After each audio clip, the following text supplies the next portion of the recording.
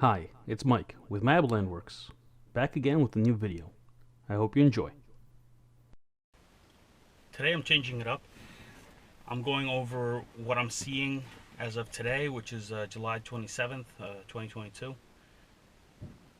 And what I've noticed over the last month is a return to the old pattern of precipitation here for the summer, which is not a lot.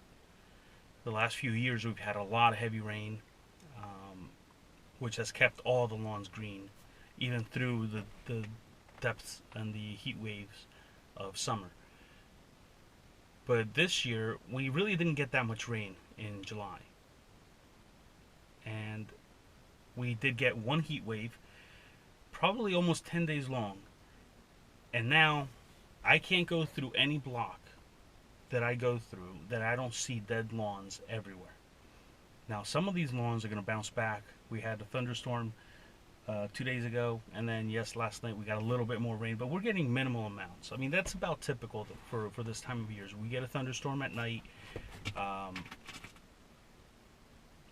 and then along with the watering, that's usually enough to keep the grass dormant and through to we get to September when we get the cooler temperatures and the fall rains. So I'm seeing a lot of lawn damage.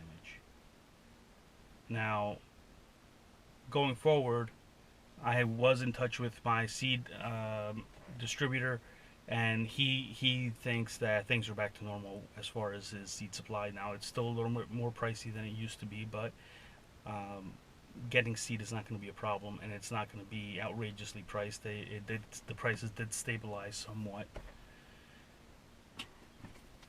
but I don't think I've seen this much lawn damage in probably 5 years.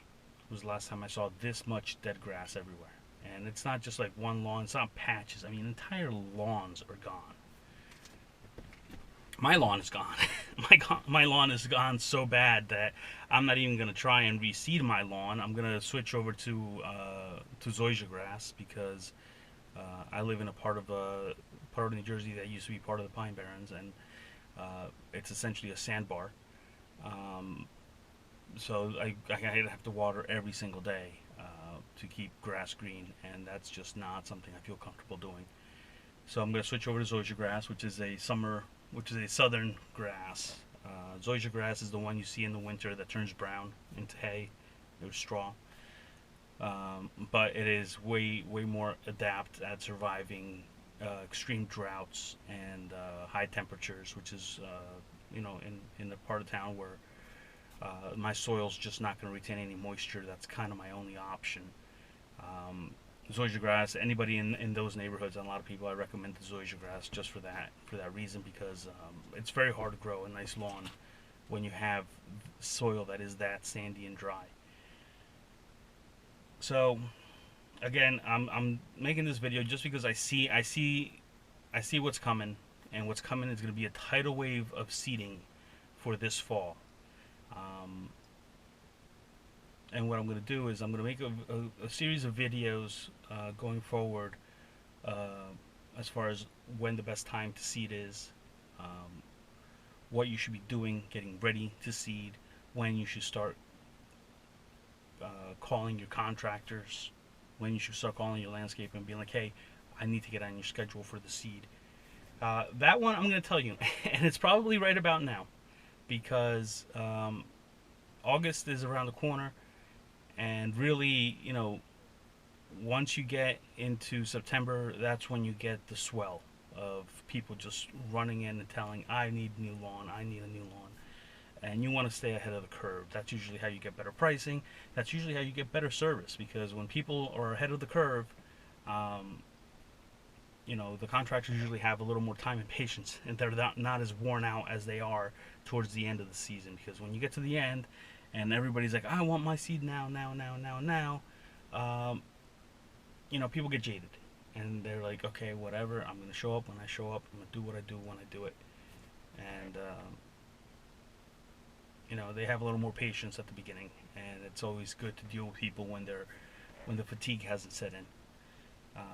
The labor market here in Jersey is still tight, so again, it'll probably make seeding more expensive. not just because of the seed, but because of labor. Labor constraints, obviously, you can only, it's like any farming or any crop.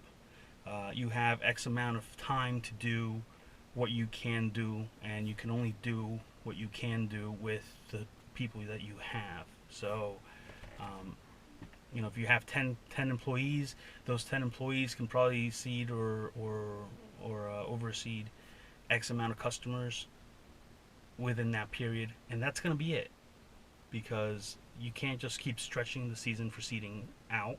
Once we get into mid-October, it's game over. And yeah, you can keep going, but you're not going to get the results you want. Um, and the climate has a lot to do with it, because depending on how much rain we get in those months, if it starts raining like crazy in September and October, then you're losing days and days, because you can't work this soil when it's saturated. You need it to be somewhat dry.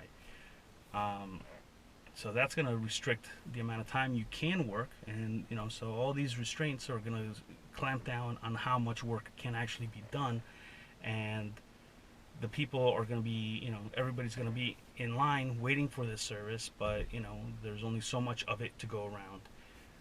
And I don't think seed's going to be the bottleneck like I thought at the beginning of the year, or when I made the last video.